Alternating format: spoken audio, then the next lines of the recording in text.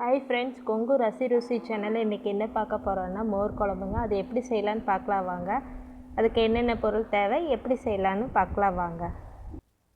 First அளவான தண்ணி ஊற்றிங்க, பூசணிக்காய் போட்டு உப்பு போட்டு கொஞ்சோண்டு உப்பு போட்டு வேக வச்சுக்கணுங்க.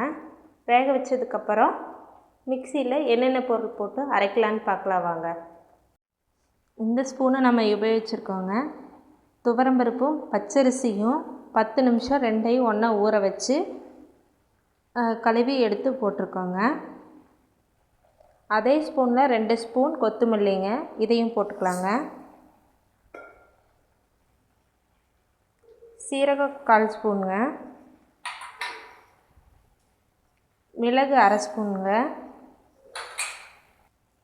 வரமிளகாய் 4ங்க, பச்சை மிளகாய் 3ங்க, மஞ்சள் 1/2 ஸ்பூனுங்க, தேவையான அளவு கருவேப்பிலைங்க, ஒரு கைப்பிடி தேங்காய்ங்க.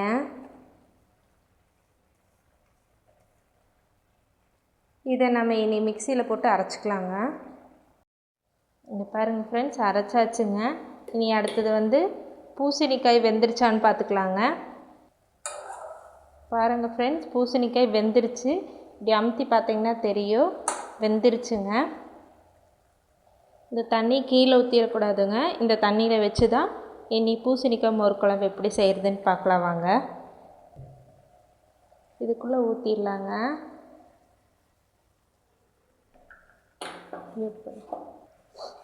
இந்த அரைச்சி வச்ச விழுதையும் ஊற்றியாச்சுங்க. இனி அந்த தண்ணியும் கலக்கி விட்டு கொஞ்சம் கலக்கி ஊற்றிடலாங்க. இது அப்படியே கொதிக்கட்டுங்க. இது அப்படியே இப்படி கலரி விட்டுருங்க, அப்படியே கொதிக்கட்டும். குழம்புக்கு தேவையான உப்பு போட்டுக்கலாங்க. காய்க்கே ஏற்கனவே போட்டாச்சுங்க, அதனால் பார்த்துட்டு போட்டுக்கலாம். வடக்கல் எடுத்து வச்சுக்கோங்க, இன்னொரு வடக்கலுங்க. அது கொதிச்சுட்டு இருக்கட்டுங்க. இப்போ தாளிப்புக்கு தேவையான அளவுக்கு தேங்காய் எண்ணெய் ஊற்றிக்கலாங்க. தேங்காய் எண்ணெயில் செஞ்சால் நல்லாயிருக்குங்க.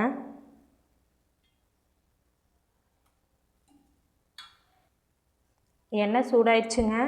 இனி கடுகு போட்டுக்கலாங்க.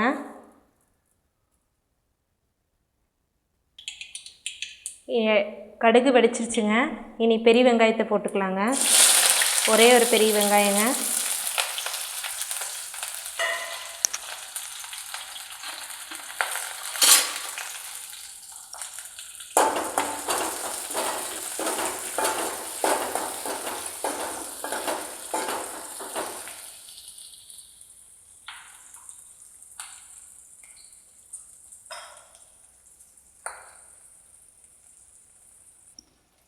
இது அப்படியே கொதிக்குதுங்க. இதை அப்படியே கலரி விட்டுக்கலாங்க.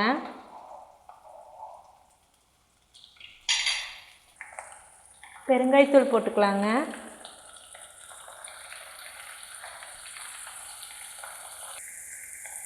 கருவேப்பிலை போட்டுக்கலாங்க. நல்லா வணங்கிடுச்சுங்க. இனி எடுத்து கொட்டிக்கலாம்.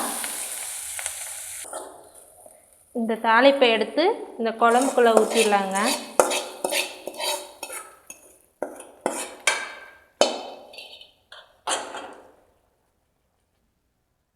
இதை அப்படியே இனி கலக்கி விட்டுக்கலாங்க.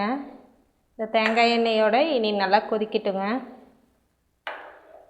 தேங்காய் எண்ணெய் மணம் நல்லா வருதுங்க. நீங்கள் தேங்காய் எண்ணெயிலே செஞ்சு பாருங்கள், நல்லா இருக்குங்க. இது கொஞ்சமாக உப்பு பத்தலைங்க, அதுக்களவு போட்டேங்க. இனி கலக்கி விட்டுக்கலாங்க.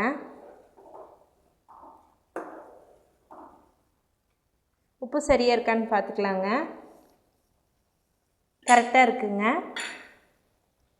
அப்படியே 10 நிமிஷம் கொதிக்கட்டுங்க. இதுக்கப்புறம் அது கொதிச்சுட்ருக்கட்டுங்க. இனி மோருக்கு ரெடி பண்ணிக்கலாங்க. அதே மிக்சியில் 1 கப் தயிர் ஊற்றிக்கிறோங்க. இதையும் அரைச்சிக்கலாங்க.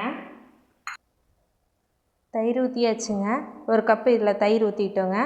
இனி இதை மிக்சியில் அரைச்சிக்கலாங்க. அரைச்சிட்டு வந்த தடவை பார்க்கலாங்க. அரைச்சிட்டு வந்தாச்சுங்க. இப்போ திக்கான மோர் ரெடி ஆயிடுச்சுங்க. குழம்பு கொதிக்கட்டுங்க. இனி பாத்திரத்தில் அதை ஊற்றிக்கலாங்க.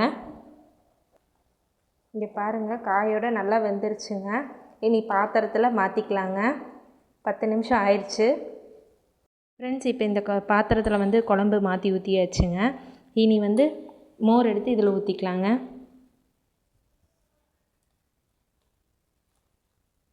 அடுப்பில் வச்சு கொதிக்க வைக்கலாம் கூடாதுங்க. மோர் ஊற்றிட்டு இப்படி கலக்கிக்கணுங்க. மோர் குழம்பு ரெடிங்க. நல்லா மணமாக இருக்குதுங்க. தேங்காய் எண்ணெயோடு நல்லா மணம் வருதுங்க. பூசணிக்காய் மோர் குழம்பு ரொம்ப நல்லா இருக்குதுங்க. இதே மாதிரி வெண்டைக்காயிலே ட்ரை பண்ணி பார்க்கலாங்க. மேரக்காய், வெண்டைக்காய் இதில் எல்லாத்துலேயுமே ட்ரை பண்ணலாங்க. வாழைக்காயிலையும் பார்க்கலாங்க. ட்ரை பண்ணி பாருங்கள். நல்லா ருசியாக இருக்குங்க. நல்லா உங்களுக்கு உங்கள் வீட்டில் இருக்கவங்க எல்லாத்துக்கும் பிடிக்கும். ஒரே மாதிரி குழம்பு ரசம் வைக்காமல் இந்த மாதிரி மோர் குழம்பு ட்ரை பண்ணி பாருங்கள். கொங்கு ரசி ருசி சேனலுக்கு மறக்காமல் லைக் பண்ணுங்கள், சப்ஸ்கிரைப் பண்ணுங்கள், கமெண்ட் பண்ணுங்கள். கண்டிப்பாக கமெண்ட்டில் என்னன்னாலும் சொல்லுங்கள். தேங்க்யூ.